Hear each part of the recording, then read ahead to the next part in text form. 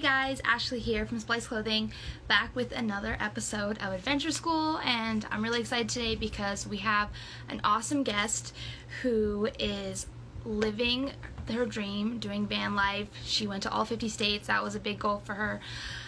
She's been to Laos volunteering, and she just joined here. Let me get her on. This is always the worst part. Please welcome Halle of Halle's Wandering Soul. She's going to be joining in just a second, and we'll talk all about her life. Hi. How are you? I'm good. How are you? Can you hear me okay? I'm in the van, so the cell signal isn't the best. I can. You're a tad blurry. Okay. The live never goes as planned, so, and then she froze. But we shall see how this one goes. Every live is a little different, but they're always difficult. Okay, Yeah. Can you hear me? Okay. You froze for a second, so I just want to make sure. No, you're all good. You're all good. Okay, let's keep talking. All right, so anyway, Halle is super awesome. I've been connected with her for a while now, and she just does a bunch of traveling. She lives in a van. She built her own van. I think we kind of share one of our favorite countries, which is Laos, which is super cool. So anyway, let me give the virtual mic over to you so you can tell a little bit more about yourself. Yeah. Hi, everybody. My name is Halle. I've been on the road full time for over 2 years now. I just passed my 2-year anniversary mark in June. During that time, I've been to 49 states, but I've been to 50. I went to Hawaii when I was a teenager. So I've been to all 50 states. I've been to 5 countries outside the U.S., but I sort of count the U.S. as one of my countries because I've seen so much of it. And I've spent the last 4 months working in Alaska at a seasonal job. I actually leave on Friday, so it caught me right at the beginning of a next adventure. Yeah, that's so awesome. So, okay, I guess I didn't realize that you actually went to all 50 states except for Hawaii in just the last 2 years while you were in the van. Okay, that's cool. I thought it was over a longer period of time, so that's cooler. So yeah, the first 48 was all in the summer of 2019. I did that in my Kia Soul. I just went on a 3-month road trip, crossed them all off, and then I finally hit Alaska this summer. But I'm actually potentially going to Hawaii this winter, so we'll see what happens. That's not the worst place to be, I'm sure. I haven't been myself, but I've heard good things. Yeah. Okay, so that's awesome. Great recap. So Adventure School is all about helping people adventure easy, and of course, not everybody lives a van life, but I think a lot of people are interested in it, especially after last year. It was kind of one of the only modes of transportation that we could count on, like living in an RV, doing van life, road trips in general, or spending more time outdoors since we didn't really want to be inside with each other. So what has your experience been like living in a van, and can you give people any pointers who are kind of interested in doing the same thing? Yeah, I mean, I love van life. I spent a couple months not living in the van this summer and living in a cabin at my work, and I'm way happier living in the van. I am a true nomad at heart, and so it really feels so right to me to actually be able to just take my home wherever I go with me, because it allows me to, I don't have to pack for any trips. I have everything I need and all the comfort of home. I get to sleep in my own bed. Those are some amazing plus sides to van life. Oh, my friend Sarah just joined. Hi, Sarah. And then when it comes to actually tips for people who want to potentially experience this life, my main thing is to just make sure that you're doing your research on all of the sides of van life, because there's a lot that people show that are all the good things. A lot of people want to show you, the amazing places that they've parked and their beautiful van builds and the aesthetic of it. But nobody talks about the fact that you have to dump your pee or your gray water, or the fact that you can really only carry 3 days worth of food at a time. The fact that you have to shower outside half the time, and that's great in the summer, but when it's winter time and it's 50 degrees or colder outside, depending on where you are. It's really can be rough, and a lot of people aren't really prepared for that, that like sort of uncomfortable side of it. Yeah. No, that makes sense. You always see all the pretty pictures on Instagram, and there's all these videos on building the vans, but not as much on the reality of living in the van, like the everyday stuff, not just like pretty destinations, even getting between places or parking with a big vehicle or whatever. I mean, there's like so many struggles in a way to go along with the benefits of living that life too. Yeah. So how did you like learn like all the things you had to learn when it came to living in a van, especially because you built a van? So that is like an entirely its own thing that probably has so many challenges. So how did you kind of learn all this stuff? Yeah, so when I was in college and I was planning that big 3-month road trip to all the 48 connecting states, which I did in an SUV, I did not have a van at that time. But when I was doing all of that research, I was like, all I can think about is this road trip. I just want to like watch road trip content on YouTube. And so it kind of funneled me toward van life content. And so I started watching, you know, like the big van life YouTubers, like Eamon and Beck, the Matneys, all of those people. And I was watching like their South America journeys and everything. And so I learned a lot of like the terminology and actually like how a van works and how like van life is possible from like literally just watching YouTube and watching other people travel and just sort of like looking at like, okay, these are the problems that they're running into, or like, okay, this is what gray water is, and this is sort of how solar works, like watching other people troubleshoot those things. When it came to building the van, my now ex-partner did most of the construction work on the van. He was a woodworker, like he worked in a wood shop for a time, so he had Come back. really the thing was like doing the research. Minute. Oh no, you're all good. Okay, you're back now. Go ahead. Oh, okay. I don't know where it cut me off, but he was a woodworker, and he did that for. So he like had a lot of the tools that we needed and like sort of knew the direction of like how to build these things so that they would be secure, especially when we're like in a moving vehicle. But the reality is like there was a lot that we had to still learn, especially when it came to setting up the electric. And building a composting toilet. So I was doing a lot of the research end of things and like, okay, like this article explains it really well. And like, we were like sitting down and trying to understand like how solar works together. So that, you know, we could try to figure out how to actually like put together an entire electric system, in the van. Wow. And I think one of the cool things too is like I'm a budget traveler. Like I'm always, you know, how can I go the furthest with this much money but still be comfortable? But I think one of the coolest things, and I'm just working off memory, is when you like instead of doing traditional like, oh, we bought this like click together flooring from Home Depot or whatever, like you put in, I don't know if it was like reclaimed wood or some kind of paneling or something, and then you etched into it. Right? Yeah, so that was for the floor that we did that, which it's really dirty right now, but I can flip my camera around so that people can see what you're talking about. So cool because it was different. Yeah. So creative. So what we did for that, because flooring is super expensive, like super expensive, and then it doesn't last that long. Like that was the main thing, because I'm okay with, you know, spending money for something that's gonna last. But the reality is, especially when you're living outside and, you know, you're going to the ocean or you're going to lakes or you're even just going to places where you're going to be tracking in a lot of dirt, like that floor is not going to last very long. So if you're spending like $400 to build a floor that just like looks aesthetically like everybody else. Yeah, it's like we have a 90 square foot van. Like it's big compared to a lot of people's vans.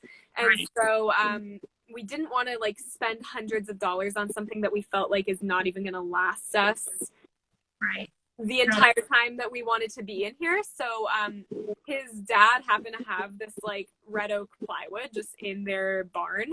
And so Jared was like, okay, like this is what we're gonna do. We're gonna make it super cool. And so that was what we did. And it's actually the thing that people compliment the most when they come in here.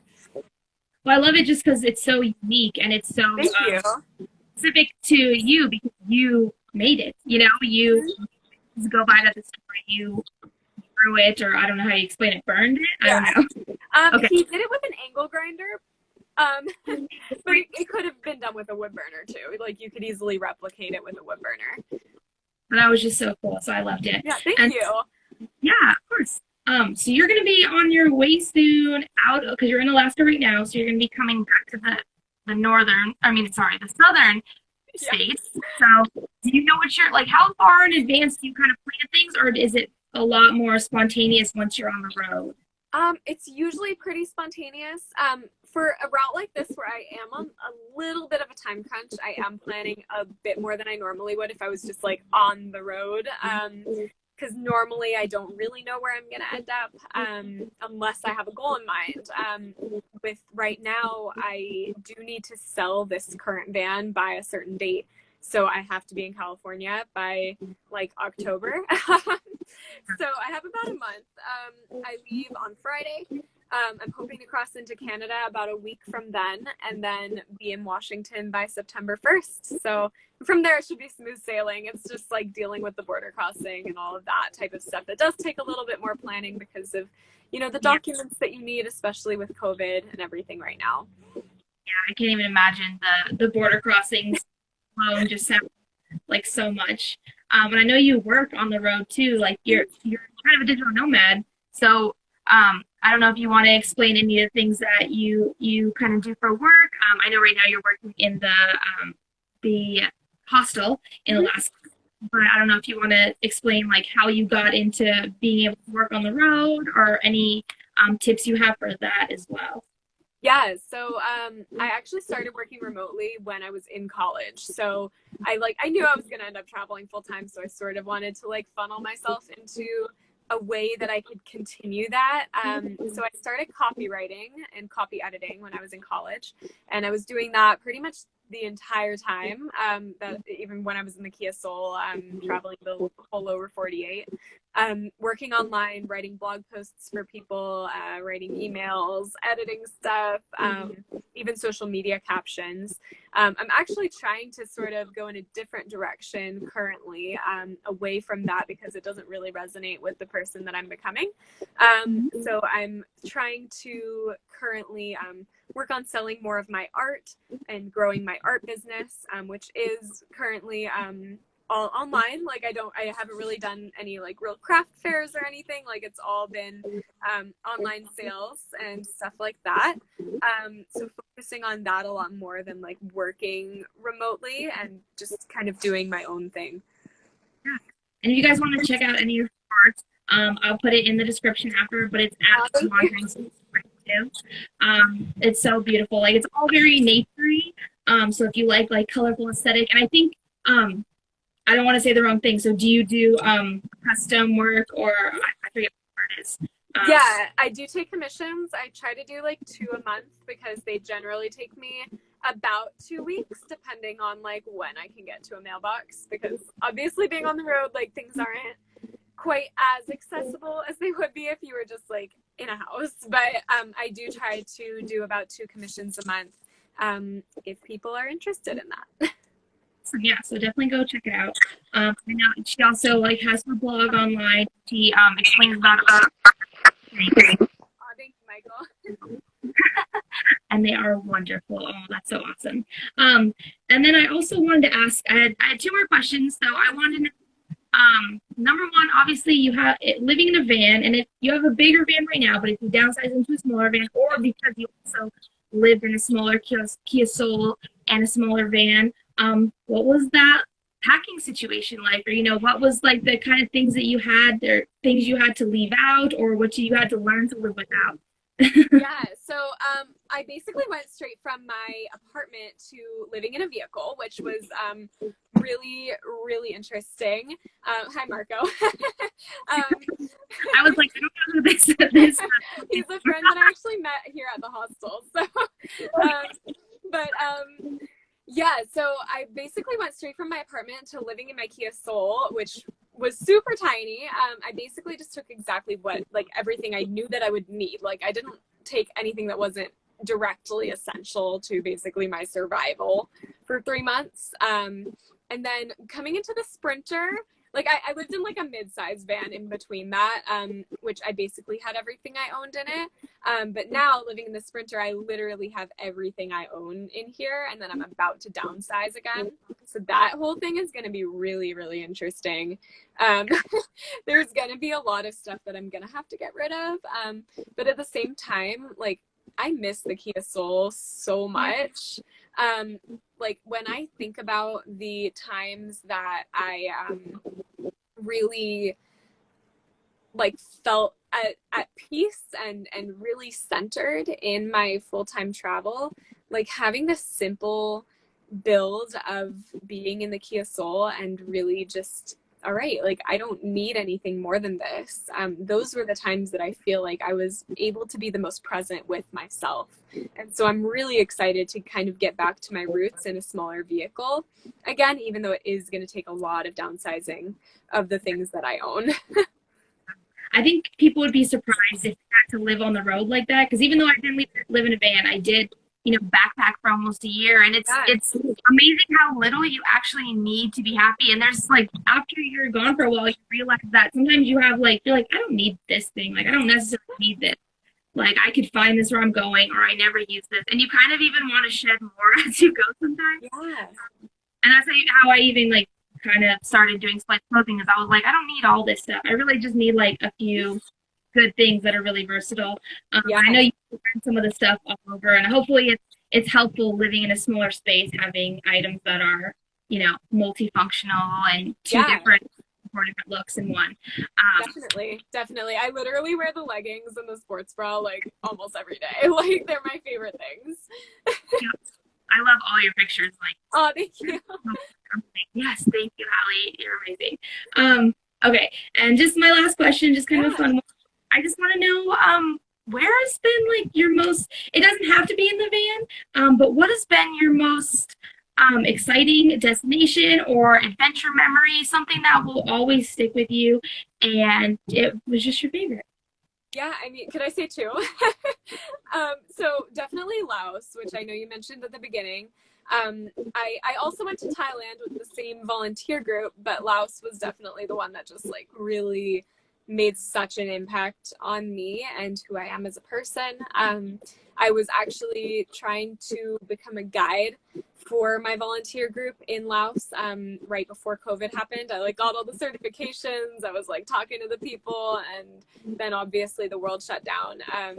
But at this point, I would just be honored to be able to go back there and reconnect with the people that I worked with, because these kids are so sweet that we're just like in the village that we were working on. We were mostly doing permaculture work and teaching them how to grow their own food.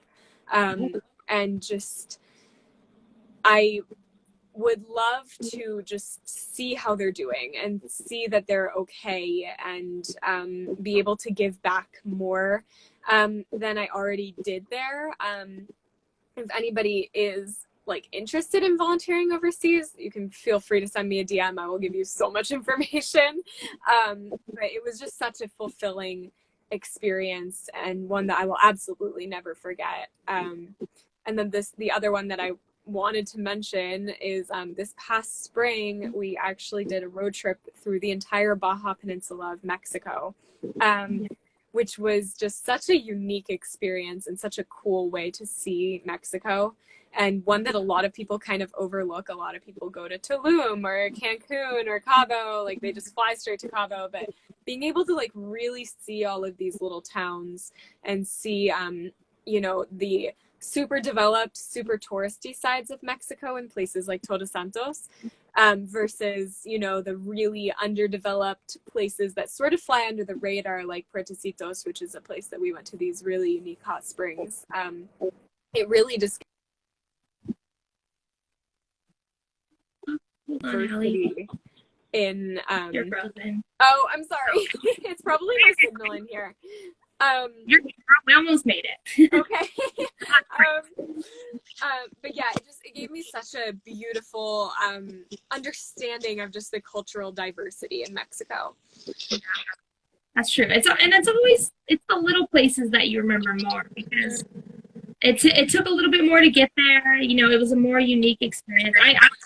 It's always these little places where if I tell people at home the name of the city, they're like, what country is that? Those are the ones that are always my favorite. So, but anyway, I just want to say both those sound awesome. And thank you so much, Halle. I feel like this was so helpful learning from someone who has experienced it and has done van life and digital nomadism in so many different ways and for such a long time.